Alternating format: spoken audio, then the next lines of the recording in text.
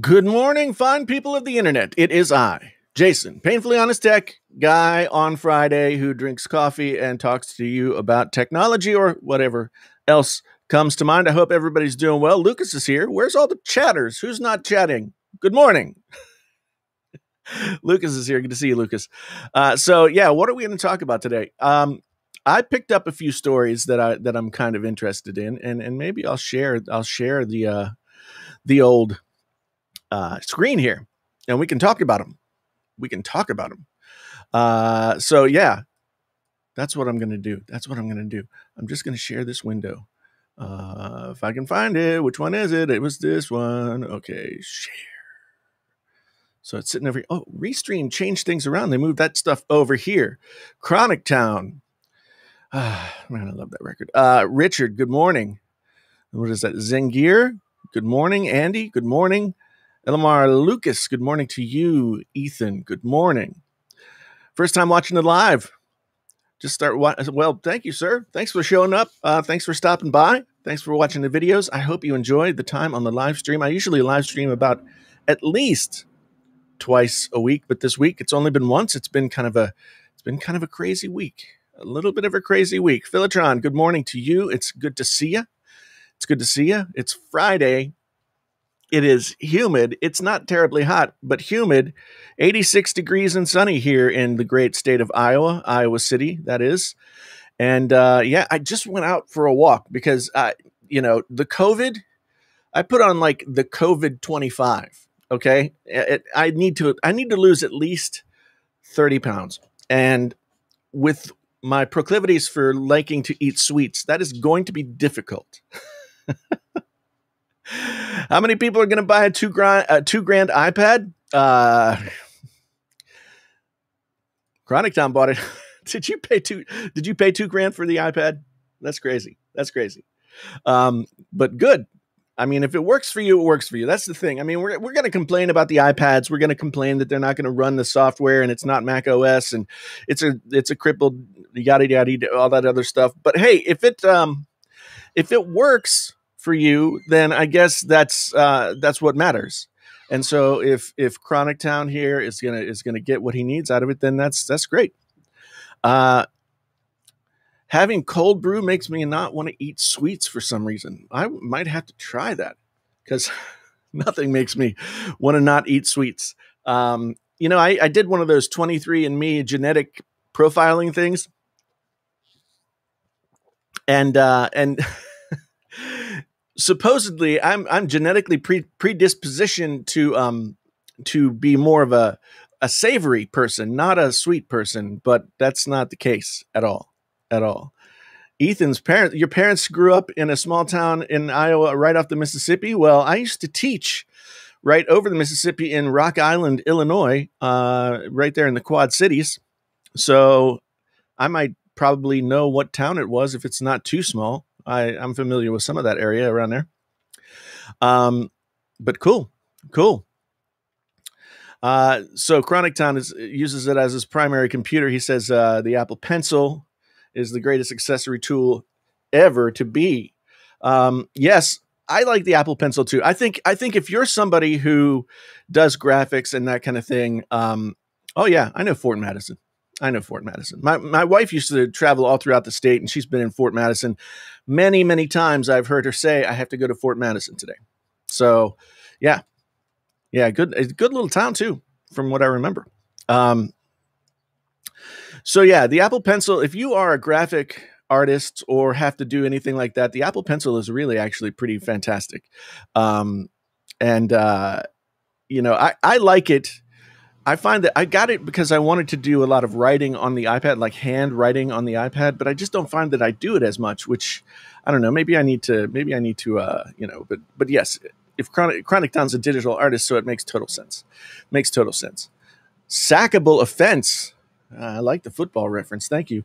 Apple Music doesn't recognize the Cobalt DAC automatically like Tidal does. Tidal changes the bitrate, etc. automatically. Opinions on that? Apple Music needs to. I think they're going to have to deal with that on some level. That's a lot of the audio files biggest complaint about the lossless audio on Apple Music is the fact that it doesn't recognize and automatically switch.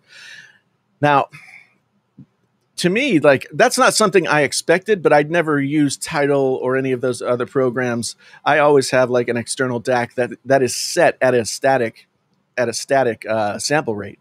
So I never really noticed that was a thing, but I'm hearing a lot of people talk about it. So I think Apple's going to probably have to deal with it if they want to attract and keep the lossless audiophile, audio hi-fi aficionado, whatever you want to call them, crowd, because a lot of people are getting annoyed at that. I mean, for myself, I just, when I plugged in the iFi Neo that I got a week ago or so, I went into the audio MIDI setup, and the highest bit rate that was possible. For some reason, it didn't even offer 24-bit, which I need to look into, but it offered 16 and 32. Usually it's 32 floating points, so it's like 24-bit, but it kind of like varies as I understand it. So I just set it at 192 and figured it would be good. Like I realize it's not bit perfect, but I figure it's going to catch everything underneath it. Maybe there's something about it that I don't know, but I don't know. I just kind of went with that because I use a lot of different audio interfaces, and a lot of times you either have to change the sample rate in the program or in the audio interface. Like that's for recording and that kind of thing. So I've never had one that just like automatically switches, and I've never seen that. But yeah, they're going to have to deal with that for sure. Richard is ashamed of something. Just got a bargain on a Samsung Galaxy Tab S7 for an Android tablet. I'm impressed. That's one of the ones with the S Pen, right? I mean, I've heard good things about the Tab S7. I've kind of been looking at it, but I still have like a 2018 iPad Pro that does almost. I mean, I've never been able to not do something on it. It's always handled everything really well. I'm sure that like the newer one would be more snappy or something like that, but I'm not sure. What coffee am I drinking this morning? Asked Jonathan.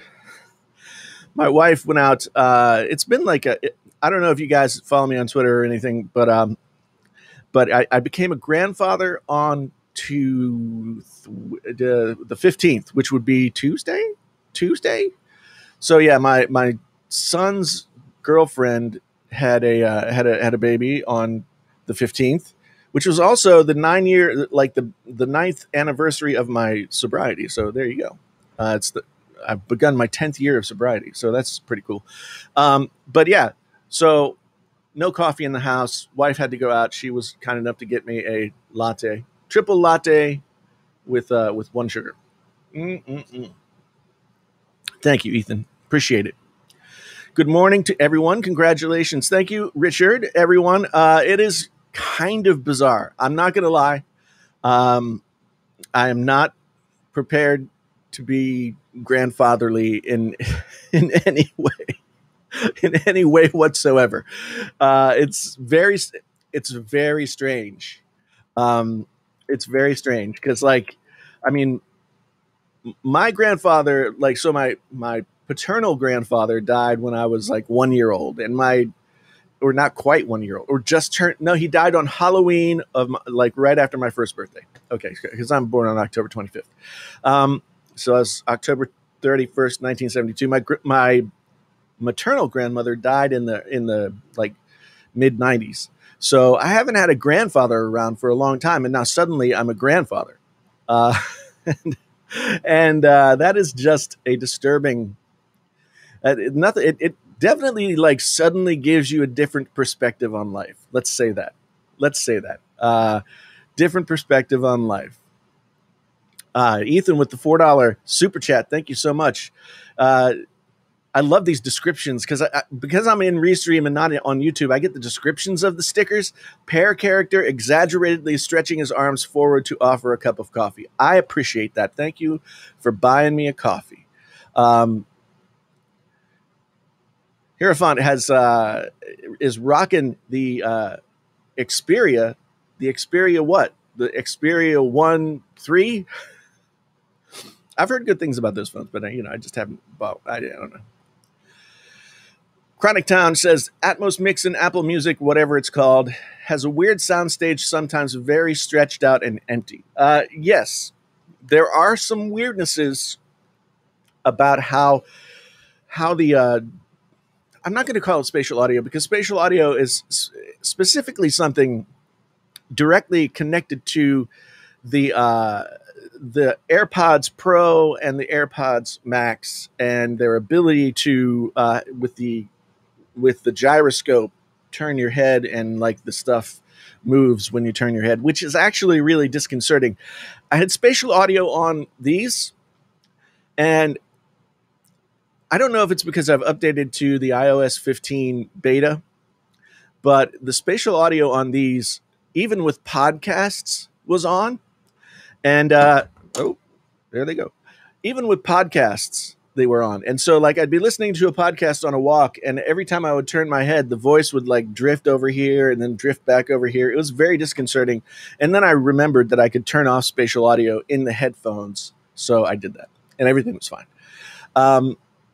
So yeah, spatial audio is like a little bit of a weird thing. The Atmos mixes definitely sound a little bit weird. Sometimes they sound a little bit like they just spread out the stereo mix.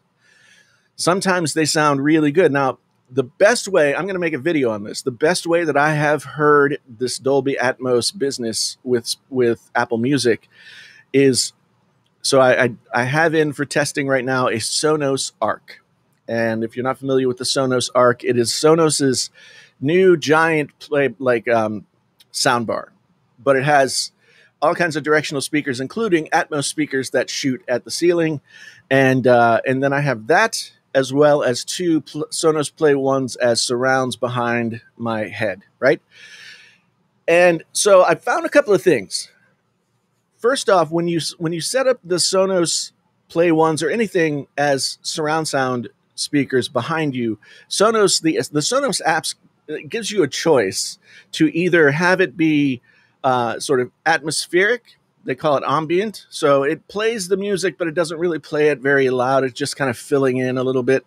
So it's not super audible, which I think if you're listening in stereo, that makes a lot more sense. So that's what I had it set at.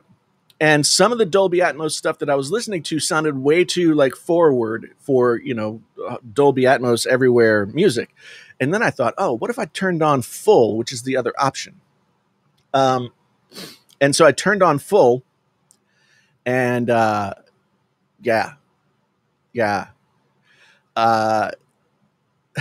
that's the mixes that really work well are incredible. The mixes that are only okay are still pretty darn good. But yeah, in headphones and other things, I've not had as best a I've not had a continually awesome experience. But it's early days. They're just implementing this thing, so it could be very cool. And so it's oh, Septian, thank you, Grandpa Wizard. I wonder if I can get the kid to call me Grandpa Wizard. That was another weird thing. That's another weird thing, people. When you become a grandparent, there's not a defined name, right? So you get to pick your grandparent name, which is bizarre. And when I don't really feel comfortable being a grandparent in the first place, what name am I supposed to choose? So I think I'm going to go with Granddaddy, because I like that band. And I don't think I've ever heard anybody like officially call themselves that.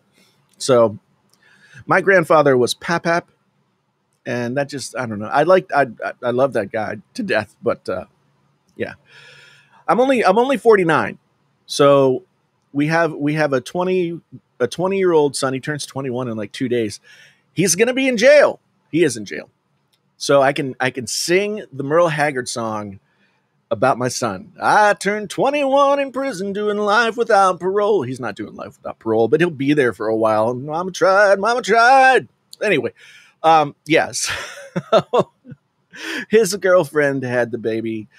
We adopted him when he was 13, and he's going to be 21 now. She's 19. So, yeah. It's a weird thing.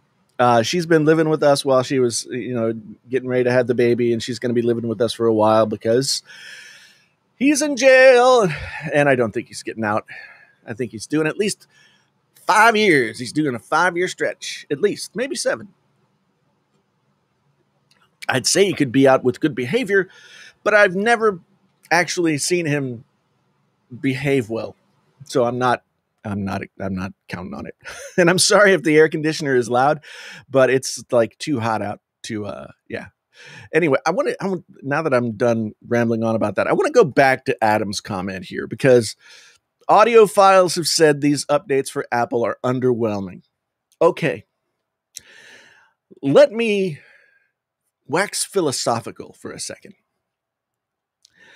If somebody listens to something and they really like it, does that make it underwhelming or does that make it good? Right? I mean, I have high standards.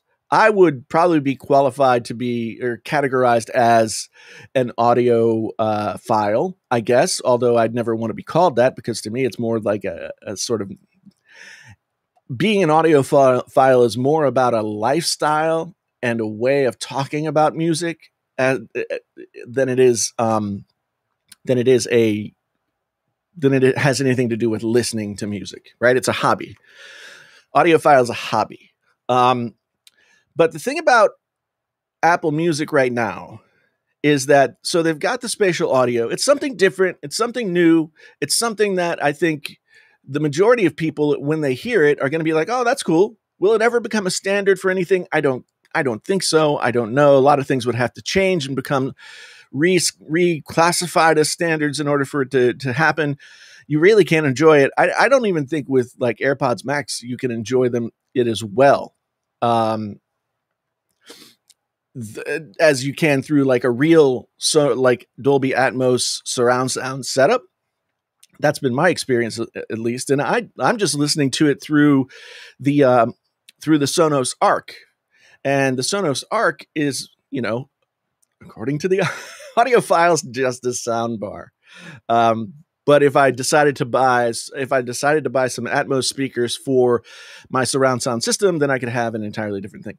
So audiophiles are not the people that most of these things are being released for, right? Because Apple's not in the business of pleasing audiophiles. Because if you get into the business of pleasing audiophiles, then you're going to fail.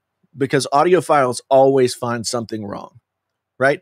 There's always something that doesn't work right for an audiophile. There's always something that could be better or would be better or is better over here on this other thing, blah, blah, blah, Tidal, but Qobuz, but it did, whatever. Tidal, I mean, I've heard so many people complain that the MQA thing that Tidal uses is not really even lossless either. And if you're listening to Tidal lossless through Bluetooth, you're not hearing lossless either because Bluetooth can't pass lossless. Okay. So there's a lot of misinformation and uneducated opinions out there about what's good and what's bad and what matters and what doesn't. And so, people keep throwing John Darko at me. I like John Darko's stuff, but people tell me John Darko says stuff that John Darko does not say. Like I watch his stuff, I read his stuff. He does not say what people tell me he says. John Darko is pointing out some of the things that aren't quite great about, that aren't quite maybe worked out, aren't quite great about Apple Music right now. We talked about a little bit before the fact that the sample rates don't switch as they do with Tidal and other things when you're listening, which to me is not as big a deal, but I'm not as precious about it as other people. That's one thing. If audiophiles are one thing, they are precious to the point of nauseating. That's what they are. So I'm catching up here now that I'm done ranting for a minute. Septian says, great opportunity to test out how good spatial audio and Dolby Atmos with the earbuds I reviewed. Cool. Yeah. I mean, I think that spatial audio, I mean, if you like it, it's good. I mean, I tend to apply the Duke Ellington theorem to music. It's either good or it's bad. You either like it or you don't. How it happens, where it happens, what happened to make it happen, none of that matters if you listen to it and you like it. You can listen to a busted transistor radio that's been sitting in a garage, through the winter for 40 years, and if it still puts out some music that moves you in some way, then it's good. Okay? So, bang. That's what I have to say about that. And Brian says Bluetooth can get close to lossless with Sony LDAC. Define close to lossless, because lossless, there's not really any close. There's like lossless and there's not, because lossless and anything that's a Bluetooth codec are not the same thing. Unless LDAC is like a FLAC file and it's compressing everything and then unpacking it and giving you all the ones and zeros, then it's not really close. It's a lossy file that is being broadcast to you over Bluetooth. So, as long as we're always so intensely interested in defining our terms, that's LDAC doesn't sound bad. Again, it doesn't matter. If LDAC sounds good to you and you enjoy it, it doesn't matter if it's lossless or not, honestly. If you enjoy it and it sounds good, great. It doesn't matter what codec or how many ones and zeros that file might or might not have if you enjoy it. However, we can understand that can be a given, and we can talk about the details between the things. And the details in this case are that LDAC is still it's still a lossy file format, so it's not super close. Okay, so Ethan says, I think that audiophiles sometimes might feel like Apple is not in the audiophile business, so they automatically let their brain think Apple lossless and high res is not good. Well, see, this is where audiophiles have like really short memory spans, or they're too young to remember that before anything else, the best way to listen to digital music, especially if you were on the go, and the way a lot of people who considered themselves audiophiles listen to music, digital music, was with an iPod. And the iPod was, of course, made by Apple, right? So I think that audiophiles need to get over themselves.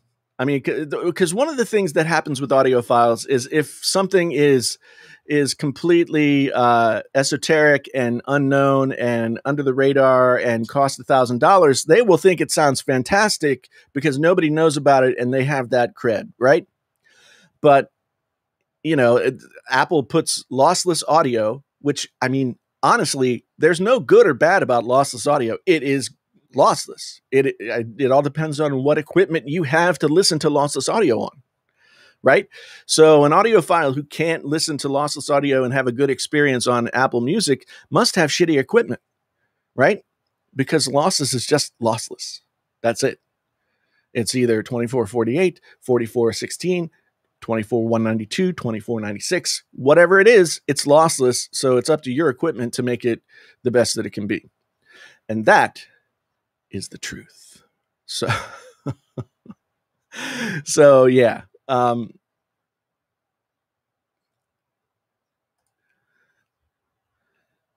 Adam says, I've been hearing that some have claimed the M1 iMac has been shipped crooked, like it's bent. That's an interesting thing, because I'm like kind of weirdly OCD about that stuff, and I always feel like I'm readjusting my M1 iMac, like it doesn't look straight. But I've never looked to see if it's actually crooked. If it is, it's like by just a tiny hair. But it would annoy the crap out of me. I'm not going to keep mine, so it's not that big a deal to me. But the periodic audio carbon, oof, those are nice. I think I have those someplace. I think I had those someplace. So I'm gonna have to get back into them. Michael says, I finally bought the AirPods Max, and I'm blown away by the sound and build quality. Before I had the Bowers and Wilkins PX7, sold them because the AirPods Max are so much better in my opinion. Okay. I haven't heard the PX7. I had think I listened to the PX5s, but that's been several years ago. Yeah. The AirPods Max, I mean, I sold my original pair. I got another pair right now because I wanted to be able to try out all this different audio stuff through the spatial audio, et cetera, et cetera.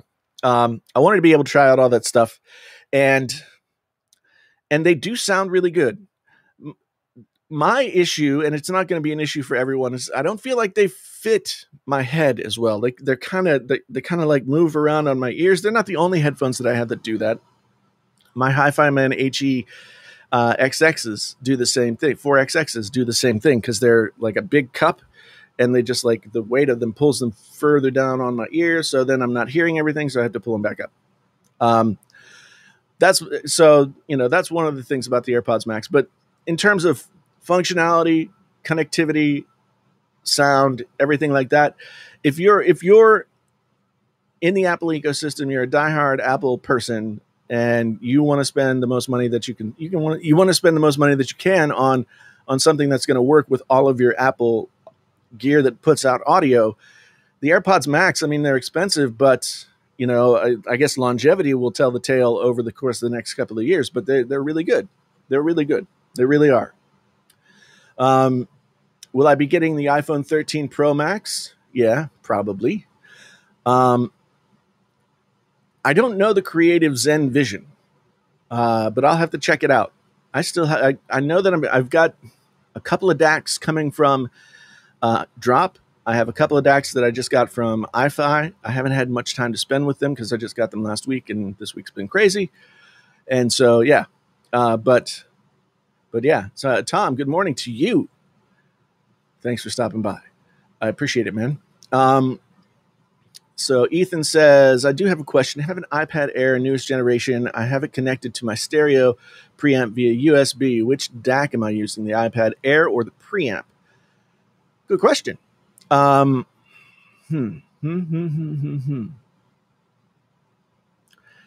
trying to think. I want to say if it's a DAC, then you're probably using like the preamp DAC. So if it's an amp DAC combo, I want to say that it's probably switched over to using that, because that's what generally happens. But I've not specifically looked into how that works on an iPad or an iPhone or anything like that. But I would imagine, because you can use USB audio interfaces, and you're using the DACs with those whenever you're using something to record or play back music. So, yeah, I would imagine, but I can't be 100% sure. Septian says, what is Apple Digital Master?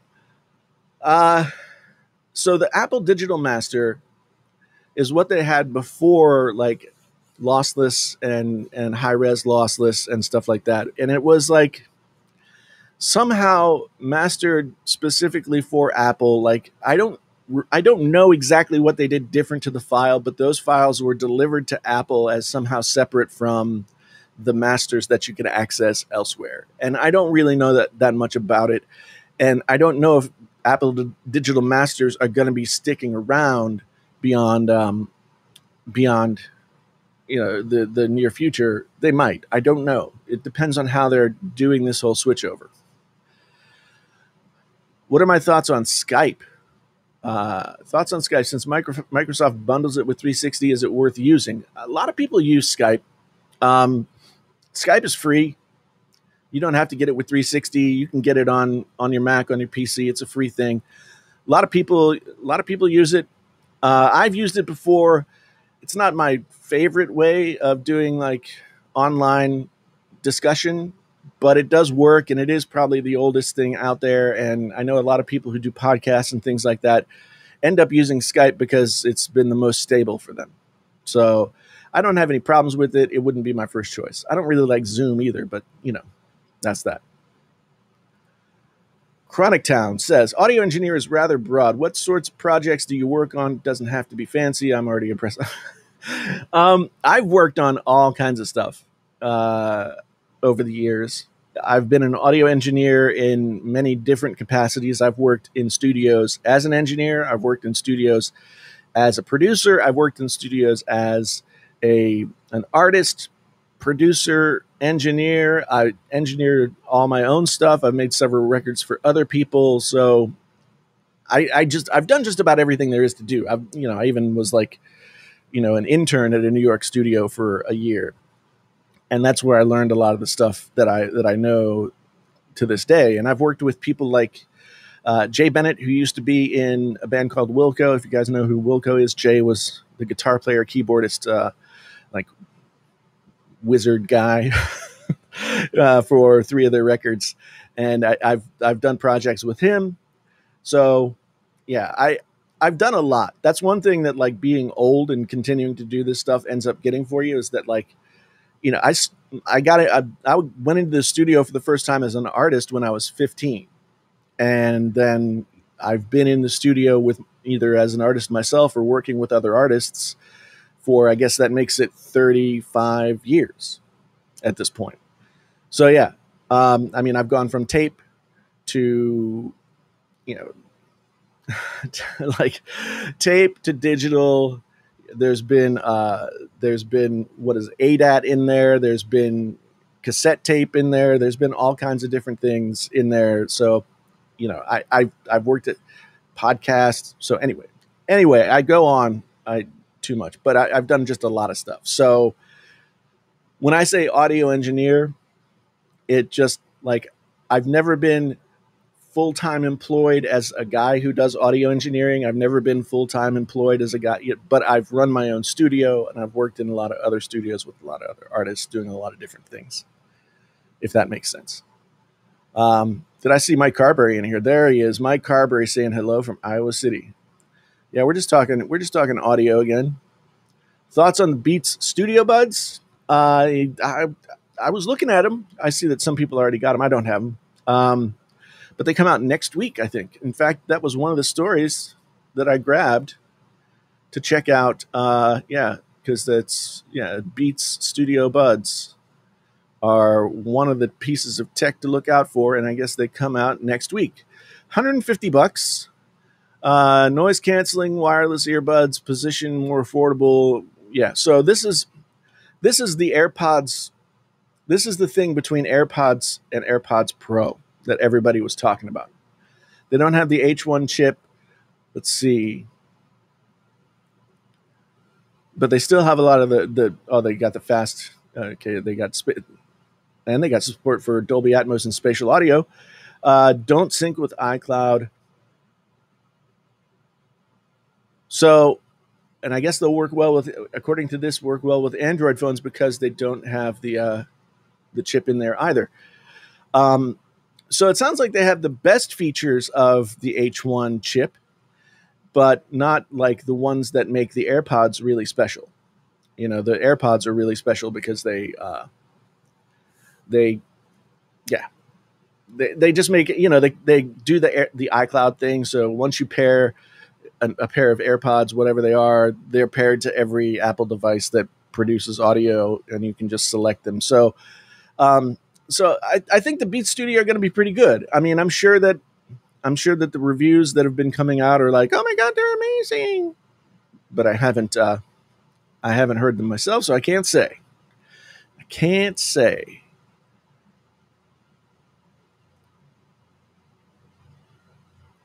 Want to hear what Heart Shaped World sounds like in is that a Chris Isaak? Is that the Chris Isaak record? Is that what you're talking about? Love Chris Isaak. They come out on the 24th.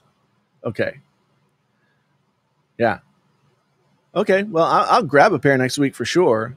No doubt about that. Danny in Canada, still locked down. Man, what are you guys doing up there? You just waiting for winter? Man, out here, we're like maskless, vaccinated, running around, doing all kinds of things. Sorry, I don't mean to rub it in, but it has been quite nice to leave the house and not feel like you might die. So you guys got to get that thing straightened out.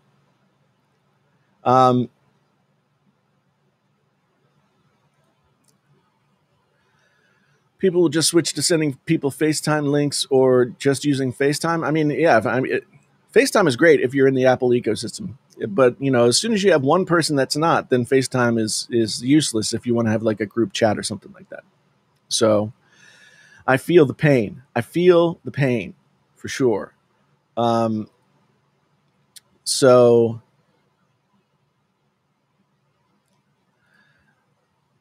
are the Beats Studio earbuds a prototype for AirPods Pro 2? No, I mean, it sounds like, if you remember when AirPods 2 came out, then everybody started talking about like the less expensive $150 model. And I think that's what these are. I don't think they're going to dilute the AirPods line by having a different AirPods line at like every $50 up to $300, and then, you know, the AirPods Pro way above that. I don't think they're going to do that.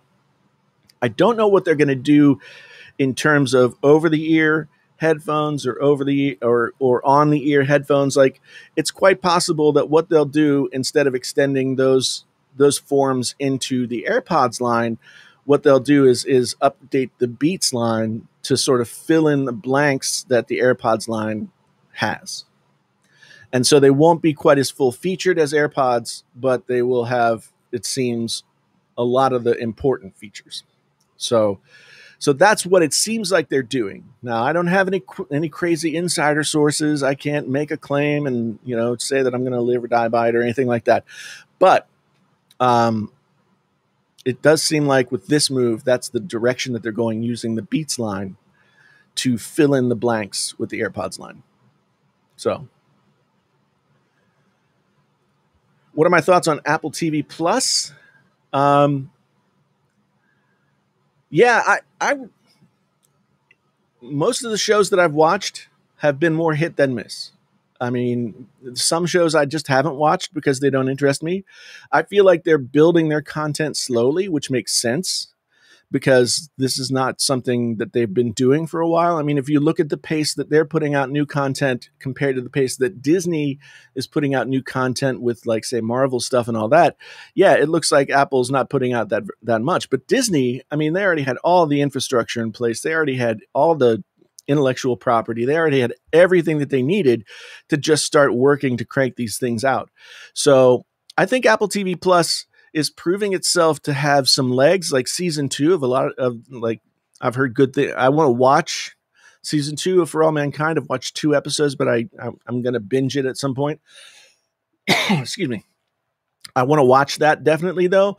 And they've got a second season of Ted Lasso, which to me was like the sleeper hit of Apple TV last year, because I had zero expectations for that being any good, and it really was good. I think I binged it in like 2 evenings. So yeah, I think that Apple TV Plus is around for the long haul. I think they're taking it slow. They're not going to. Yeah, Morning Show was fantastic. Morning Show was like one of the most intense television dramas that I've ever watched, which kind of surprised me, you know, because they really tackled difficult issues that were difficult issues in the moment. Like they were tackling like all the Me Too stuff and the shift that was going on both in media and in the zeitgeist of the country as it pertained to, you know, relationships in the, you know, man, women, relationships in the workplace, you know, all that different kind of stuff. They covered that stuff in real time in that show, and I thought it was really well done. So I liked it a lot. I liked it a lot. I didn't finish C, although I like Jason Momoa. Jason Momoa is from Iowa. So, you know, you gotta like Jason Momoa, but I don't know. TV show with with people who can't talk. Yeah, you know. But yeah, Compono, I've had that experience of forgetting that I have AirPods in as well. Like they do, like, especially the AirPods Pro are some of the most comfortable earbuds that I've worn. No doubt about that. Defending Jacob was good too. I agree with that for sure. I agree with that. Carberry watched C and he says it was good. Yeah, so I never got into what was the M. Night Shyamalan one? Servant. I watched the first 4 or 5 episodes of that, I think 4 episodes, and I was just like, these people, it's like, it was like millennial horror. It's like millennials having crises over the fact that they look good or not. And there's like a baby doll that comes to, I don't know what the hell was going on, but it was annoying. There's nothing more annoying than people who talk too much about food. So I was off that show pretty quickly, even though I like Lauren. What is her last name? I can't remember what her last name is. She was on 6 Feet Under. I love that show.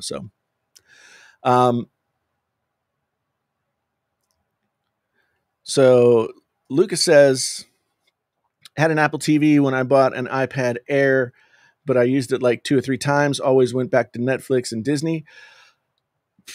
Here's the thing that I like about Apple TV. Now, Apple TV, yes, you can have all of your apps like there, right? But in Apple TV, there's also the Apple TV app. And for most of the apps, not Amazon, but most of the other subscription apps that you can get into, it collates everything that you've got and everything that you've watched, and it makes suggestions across all the different platforms. So it's a really good way of organizing all of your apps into one place, which is the one real pain point to me of having multiple apps delivering, a lot of different content, is that unlike television back in the day where, you had a TV guide and you could watch stuff on this channel or that channel, like none of this stuff is usually connected, but the Apple TV app does a really good job of connecting it.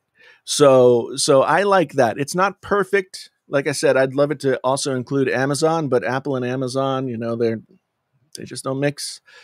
Otherwise, yeah, I do like it for that. And I find that the fidelity in terms of visual fidelity of the Apple TV is better than other set-top boxes, or even the built-in smart stuff that's in my TV. And I mean, I have an LG C9 65-inch OLED, and you would think that the onboard apps would be the best option, but I like the visuals of the Apple TV. And now Apple TV 2, or this new one, whatever it's called, Apple TV 4K 2021. I haven't tried it yet, but I'm going to. It has like you hold your phone up to the screen and it does a calibration. And supposedly what it does, this visual calibration calibrates within the Apple TV and gives you the best possible picture. So it's doing basically the same thing that, like, if you hire a professional to come in and calibrate your TV, that's the same thing, but you're doing it with your phone. So of course it's not going to be great, or it's not going to be as good as paying somebody $350 to come in and like use the really expensive stuff, but it might be really good. So I'm going to try it out. Although I've never had it. The LG TVs that I've had, the OLED TVs that I've had, I've never had to like adjust colors or anything. Like I just put it on the theater, like I forget what exactly it's called, but one of the cinema channels, and it's just, it's perfect. Let me scroll back up here.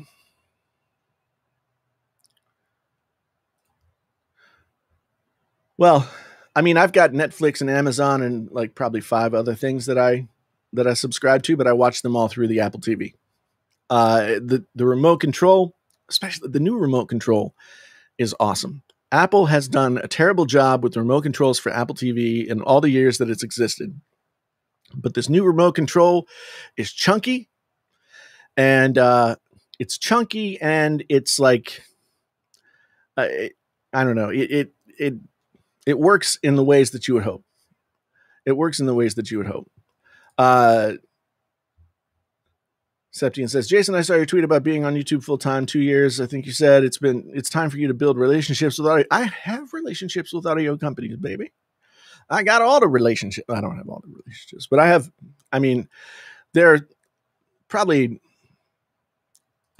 I've talked to probably all of the headphone companies at one point or another. I've talked all the ones that matter, not all the small ones. I don't get deep into the wireless earbuds like El Jefe or GameSki. I haven't done that for a while.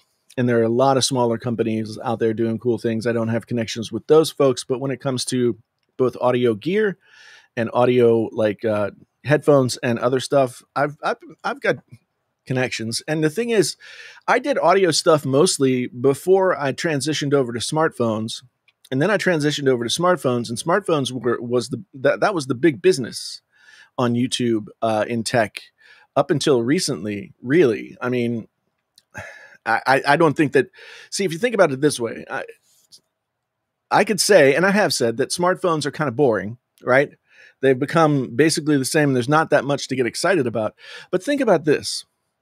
By this time this year, not only the only phone that we've really gotten is the S21. And yes, we've gotten a couple of OnePlus phones and stuff like that. But in terms of big phone releases, we'd be getting ready for, well, the Pixel phone is coming out, but I'm not sure when. We would be getting ready for the Note in August, and then there would be iPhone, and then there would be Fold, and then there would be all that stuff. And so and LG would have phones out, but LG's totally gone. So there's just like really half of the big phone releases that would have happened this year are not happening. So there's just not enough to cover in smartphones anymore. And so now I'm going back to audio, and I love it because it gets me to talk about, something that I'm really excited about. And smartphones haven't been exciting for a while. And, I don't know. It just feels like I can be more useful to people talking about audio. Snazzy Lab did a video on that feature and he didn't seem impressed. When has Quinn ever seemed impressed? And if he ever does seem impressed, it's always kind of like with that sort of like, well, it's kind of cool. Quinn is that like millennial audiophile dude who's like chronically unimpressed. It's like a disease.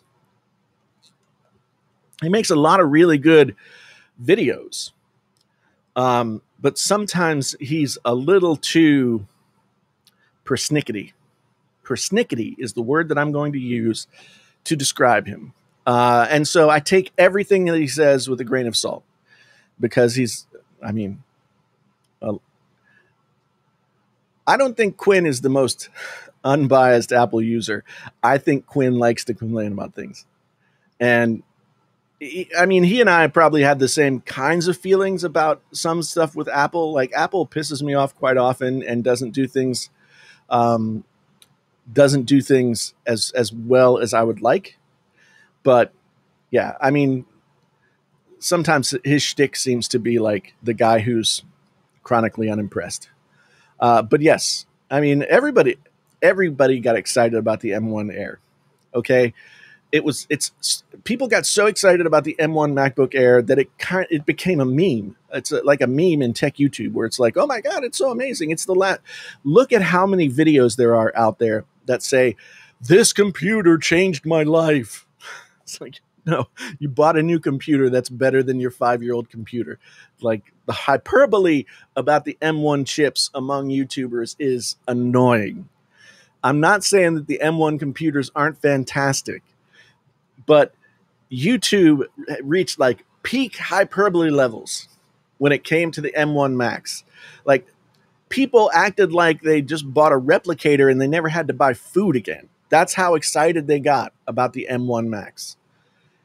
Maybe rightly so, but on YouTube, everybody has to overstate everything, right? Everybody has to overstate everything.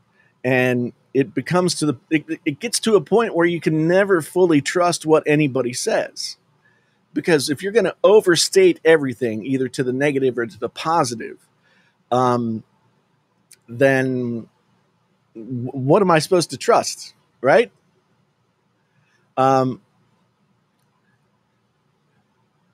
The M1 Air was impressive because it made the Pro 13 redundant in a way. The Pro 13 had a fan. So it does perform slightly better under load. It has a touch bar. Other than that, yeah, I mean, I personally like the form factor of the Pro models as opposed to the Air, but that's just my personal taste. I can see what you're saying there. Let's see. Apple can only talk about privacy, nothing else. Android, on the other hand, greetings, better on. Okay, you're casting shade at Apple. I get it. Man, I don't know. I don't know. I to my feeling, like a closed system that's under strict control from one point is it always has the potential to be more secure than a totally open system that is very loosely guarded, and that's the way I view Android. So, I don't know. It's not something that I'm super conversant on. So, I just I think Apple does a great job with privacy, and I think Samsung makes a good effort at it. Other than that, I really don't know. I mean, Android does things differently than Apple, so it's kind of hard. Kind of hard. Yeah, I have two set. Periodic sent me two sets of headphones, and then it was at a time when I was like deep into the smartphone stuff. So I'm going to get to those soon. Most YouTubers are the used car salesman of the day. I'll buy that. I'll buy that. I mean, think about it. Think about your favorite YouTubers. Think about your favorite YouTubers. Most of them understand that they have, and trust me, I know this because I've been there. They have to be over the top on some level in some way in order to differentiate themselves from somebody else, right? And so, with Snazzy Labs, his thing is being persnickety. With Front Page Tech, John Prosser it's the John Prosser show. Like John Prosser the character, not John Prosser the person. They're not the same thing. Marquez is like probably close to being himself, but he's got a whole sort of like aura that he's built around himself. So yeah, it's YouTube is like the land of the overstatement, the land of like now. So Carberry's like, you should do more Can You Trust? Maybe I should do more Can You Trust, but the truth of the matter is, like, in this day and age, it's not even an issue of trust. Nobody's really trying to create reviews that well, I'm not going to say nobody. There are people who do, but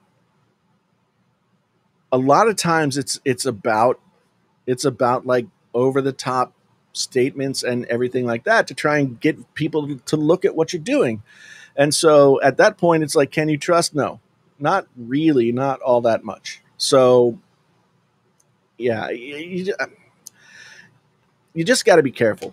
And the thing is, like, I'm going down the road these days of like, I want to talk about the things that I'm interested in talking about. And as Septian said, like, I've been full-time. Well, I worked part-time at my old job for a little while after I went full-time, but I've been full-time on YouTube for 2 years now. And there's good and bad in that.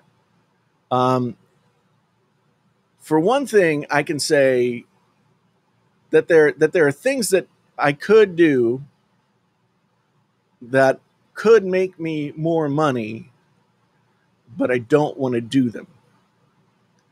And I've kind of been in that struggle over the past 2 years of like, well, how much do I want to do things that I don't want to do or that I don't feel comfortable doing in order to make money? Because I could just as easily take a 50% time job at the university, make 50 grand a year, and not have to worry about making money on YouTube. That's the thing that I realized. It's like, I mean, trying to make money on YouTube is great, and I enjoy doing it as a living, but I don't think that I would do less YouTube if I had like if I had, that's the thing I've discovered. If I had a job, I wouldn't do less YouTube. It's a weird situation. So I don't know, especially now that there's a new baby, and I'm likely going to be tasked with you know being more involved in that kid's life than most grandparents would be. I don't know. I like being full time on YouTube.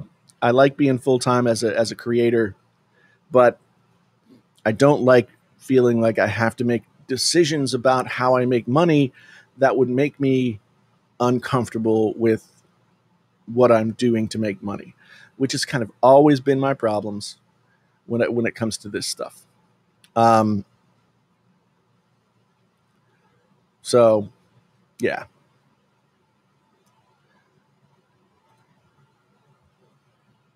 Tech for Now says, isn't this the same thing you said about leaks videos? People create what their audiences click on. Yeah. Yeah, absolutely. I mean, that's the thing.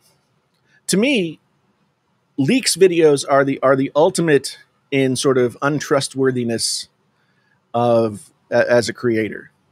You know that what you're telling your audience is potentially not true, but you're doing it anyway, and it's the majority of your content if you're a leaker. And to me, that is questionable as a way to make money. Um, so yeah, like Capono says here, I mean, if I wanted to be super successful on YouTube, I could just go full time on Apple and just Apple Video, Apple Video, Apple Video, Apple Video, and see. Here's one thing that I know about YouTube and about being a YouTube creator is if I went 100% Apple, some people who watch my videos now would be annoyed by that and they probably wouldn't watch as many videos. But when you're making videos on a platform as big as YouTube, it's good to keep an eye on and pay attention to and be aware of your core audience. But at a certain point, you have to realize that you're not really making videos for your core audience. You're making videos for the people who have never seen your videos before, right? And so when you're making Apple videos, you have to pretend that every Apple video is the first Apple video that you made, and that's just not fun, not fun. So what headphones am I wearing right now? These are the Beyerdynamic DT770s. They are the 16 ohm version. These are like a special edition. I got them because they have the black pad, and DT77s usually have a gray pad here, but after you wear them for a while, the gray pad just looks like a dirty washcloth and it's ugly. So I got the black, hoping that it wouldn't do that after time.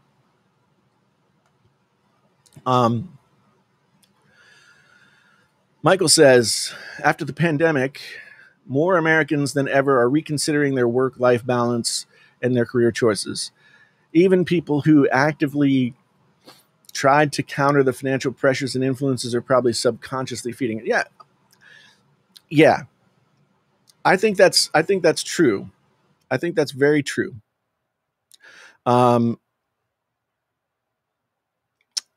It's it's a combination of things. Like, one thing that is wearing on me more and more, one thing that I was hoping for after I quit the full-time job was that I would have more time to do music and writing. But I haven't really had more time to do either. And some of it is me not managing my time as well as I could, and I'm still learning how to do that. I mean, when you work a full-time job for 20 plus years or whatever I did, it's really hard to get out of the mindset of like, wake up, go someplace, do job, come back, do your thing, go to bed, watch TV, whatever. So yeah. I just see myself not really doing the things that I want to do, and being pressured to and being pressured to have to make choices. Well, I don't know. I make it sound like it's terrible, but you know, there are just certain things that I don't want to do. And one of them is make leak videos. One of them is, make videos that I don't want to make about products that I'm not interested in or anything like that. Which, if this is, you could look at the way I had a cool conversation with John Rettinger about this one time. And John basically says, like, you can look at it as an art form, and that you're making art. But for John, because he came into it as like doing it as a business, and he's like, that's his strength. He's like, I look at it as this is my business. I make videos about technology. This is my business. I'm going to do the things that are necessary to make that business successful. I've got a family and, mortgage to pay and all those kinds of things. And I totally respect that. I mean, because that takes a level of self-awareness that I think a lot of people aren't mature enough to be able to get to, right? And from that, I've come to respect John Rettinger in a lot of different ways. But he's been doing this for a long time, and he's been through all of the ups and downs, like psychologically and every other way, of being a creator on the YouTube platform. And he's found his zen. It feels like. I mean, it might not feel like that to him, but when you look at what he's doing and he talk to him about how he's doing it, it seems like he's really found a peace for himself in doing what he's doing. And I definitely haven't found that. I definitely still feel like I'm not 100% of the time making the content that I want to make, and I'm trying to change that.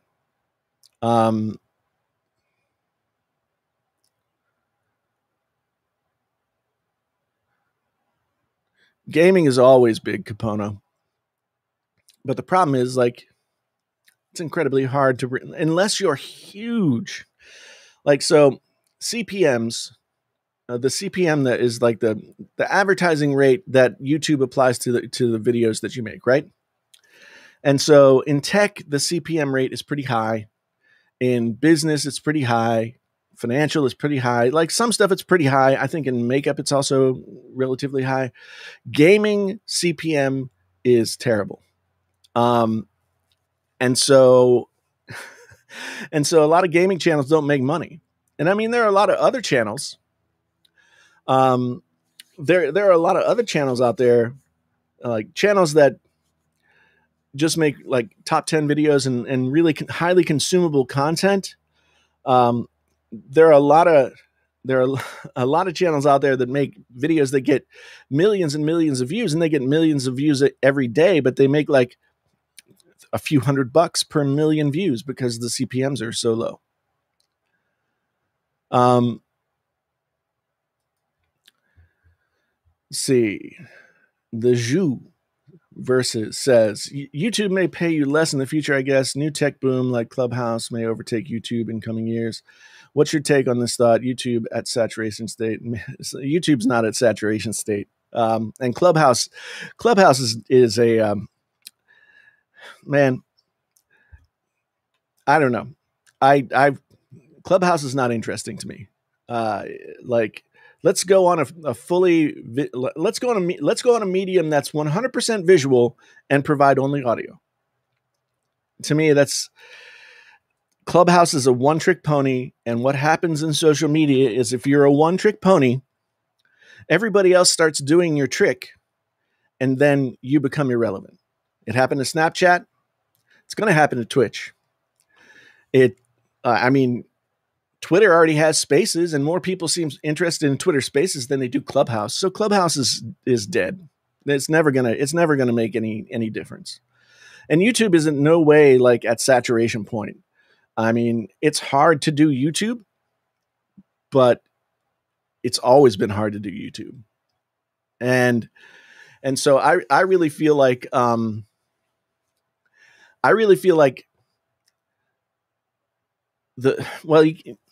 AdSense at a certain point, if you want to be financially stable and have a career as a YouTube creator, then AdSense has to be a very small portion of your monthly income.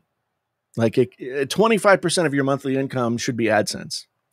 And it should in no way impact whether or not you can pay your bills. And I'll be honest and say that I'm not 100% of the way there. I have some months that are better than others. But it's still kind of ebb and flow. And having a stable amount coming in from AdSense fills in gaps for sure. But YouTube AdSense is not, YouTube AdSense is not the way that most people make money. It's definitely not the way I make a lot of my money.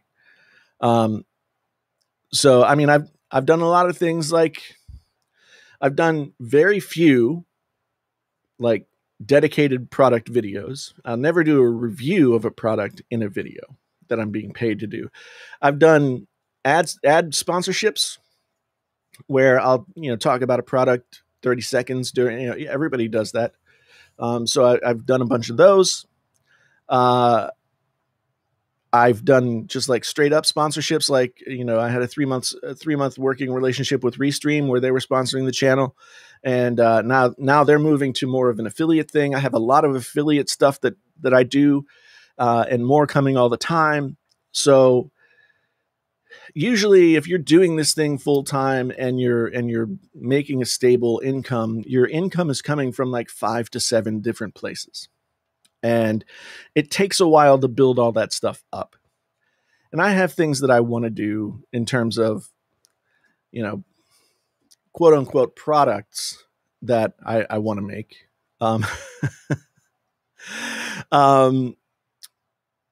And just offering people. So I even do stuff like I've started a thing where you can book time to like consult with me, whether it's you want to talk about a smartphone purchase or you want to talk about or audio gear, or you want to build your own YouTube studio or whatever it is. You can book time to like, get on a call with me and do that. So I'm starting to do that. I'm starting to develop, more in-depth courses about how to do that kind of thing. Once you start getting into like multiple tiers that aren't even like related to the actual content that you create on YouTube, then that's when it starts to get a little bit more stable. And I can't claim to be super stable as much as I want to be, but I'm paying the bills, and that's good enough. And honestly, like my channel view wise has been down. I think a lot of channels have suffered since COVID.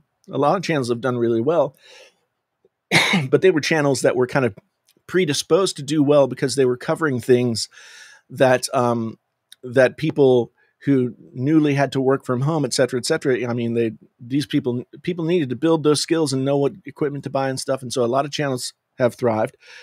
I think the way to thrive on YouTube right now is pick one topic that is popular and make only videos about that topic. If you look in tech right now, the channels who are in the 100,000 to 300,000 range, the ones that are really growing quickly are the ones that are totally focused on one thing and one thing only. Whether it's one company or one kind of product or whatever it is, that focus is what keeps YouTube's algorithm putting them in front of people. So if you're not a channel that does that like really, really religiously, then you don't get as much. You confuse YouTube a little bit, I guess. But there are a lot of ways to make money. Just not all of them are like super palatable. Do you spend a lot of time moderating comments on your videos, or are your watchers relatively behaved? It depends. If a video gets over 100,000 views, then the comments invariably turn very negative. I don't know. I'm not exactly sure. It's like a magic number. Somehow you go over 100,000 views, and that's when like YouTube starts showing your video to the assholes, I guess. I do not regulate the comments very much at all. I do answer comments when I feel like it's a question honestly asked or a piece of information that's easy to give real quick, um, or something like that. And I also like when people are jerks. Every once in a while, I will have a snide comeback or two to just it helps me continue to enjoy myself. Um, but yeah, it's a comments can be really bad. Like when I was doing like mostly smartphone stuff, and it was Apple versus Samsung, that kind of thing. I got a lot of negative comments. But I also made content that was like geared toward getting people to react emotionally, and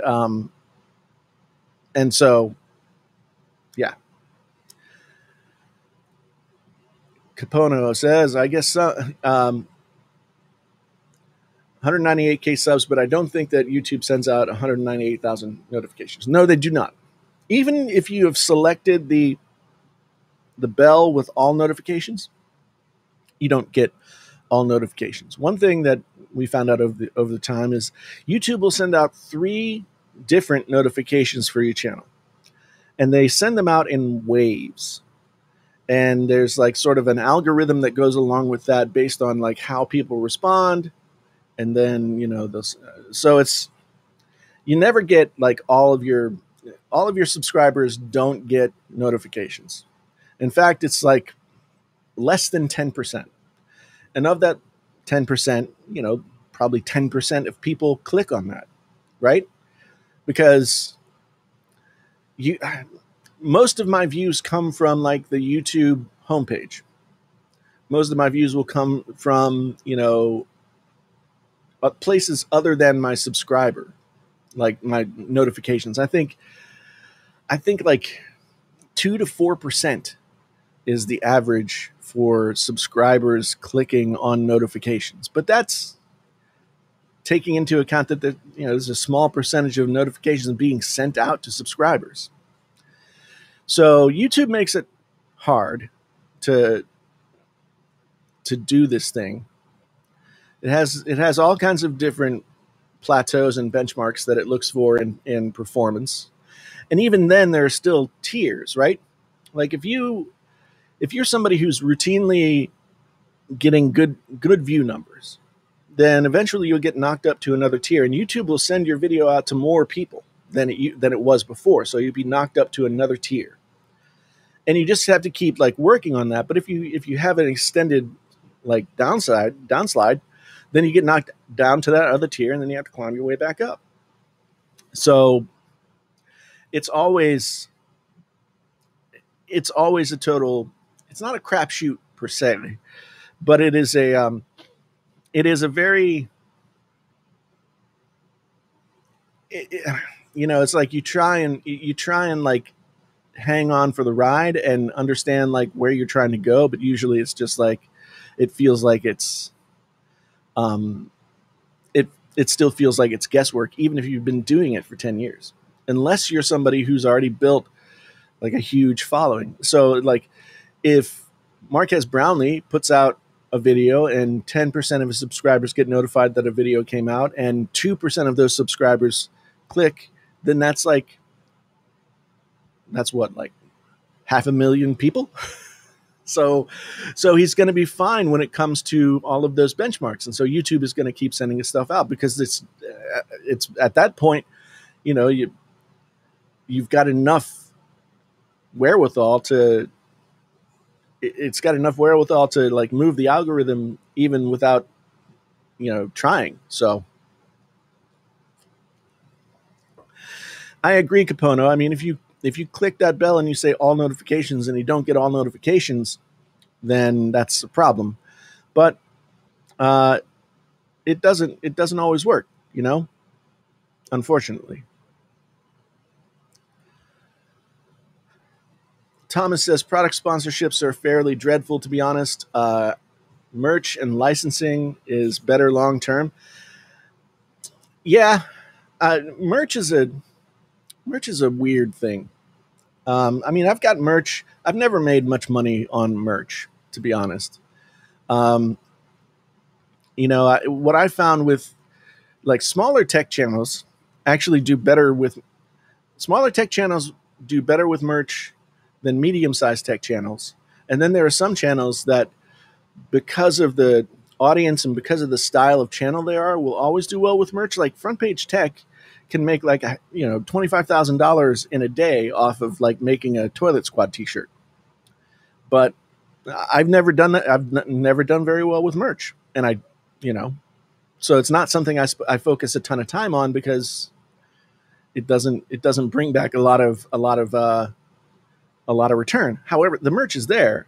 I mean, I just put out a new T-shirt a couple of months ago. I don't know how well it's done because I don't, that money comes through like a couple of different funnels. So, and I don't tend to pay attention.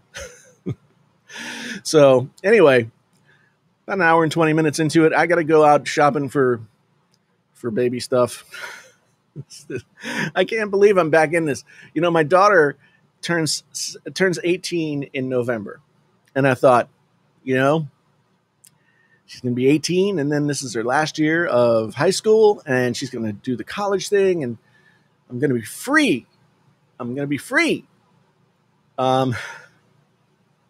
To do my own thing.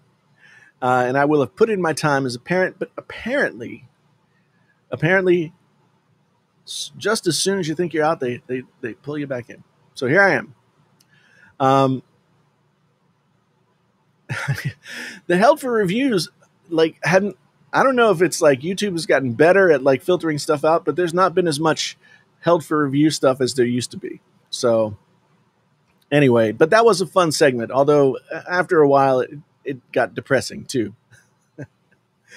Anyway, I'm gonna bounce off here and hope you guys have a good rest of the weekend. If you celebrate the holiday that's coming up tomorrow, then I hope you enjoy yourself. I hope it's a great holiday for you. If you otherwise, have a great weekend and just have fun. Anyway, once again, you guys, Friday morning coffee. It's been a good time. I'll be back video tomorrow, and then video on Tuesday. And then back with live stream, sometime soon. Anyway, you guys have a great rest of the day. Oh yeah, Father's Day is this weekend too. I didn't even remember that.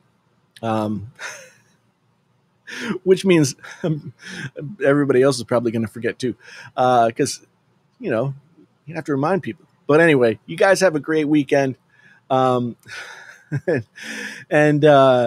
And I hope you have fun. I don't know. What am I trying to say? Oh yeah. Once again, my name is Jason, sometimes known as the JTL. This has been Friday Morning Coffee with Jason T. Lewis, the Painfully Honest Tech. Until the next time, I am out.